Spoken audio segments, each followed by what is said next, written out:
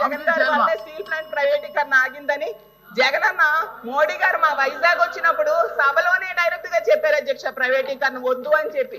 అంత దమ్మున్న లేడని మా జగన్మోహన్ రెడ్డి గారు అధ్యక్ష. ఫైనల్ గా మీకు ఒకటే చెప్తున్నాను అధ్యక్ష, ఎప్పటికైనా కార్మికులతో ప్రభుత్వం మాట్లాడండి అధ్యక్ష, కేంద్రంతో ప్రకటన చేయించండి అధ్యక్ష. దయించి మా స్టీల్ ప్లాంట్ ప్రైవేటీకరణ కాకుండా కాపాడండి అధ్యక్ష. మీరు ప్రశ్నిస్తారా? 5 సంవత్సరాలు మీరు పీకిందేంటి?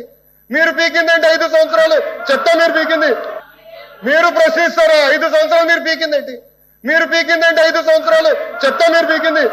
చెత్త నేను ఏంటండి?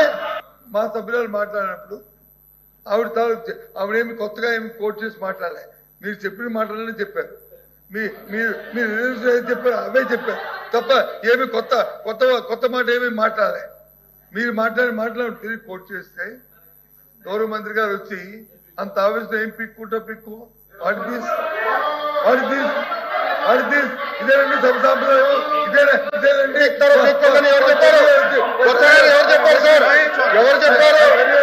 ఏదైతే మంత్రి గారు ఆవేశంగా ఏ సందర్భంలో కానీ ఆ పిక్కుంటారనే మాట రికార్డులో తొలగించాలి. ఆయన గారు చనిపోయారు.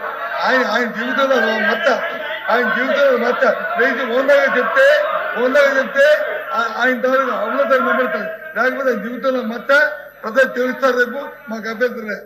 కానీ ఇలాంటి పరుష పదాలు మహిళా సభ్యుల మీద అలాంటి పరుష పదాలని వాడటం అనేది సమంజసం కాదు. అది సభా సంప్రదాయం కాదు.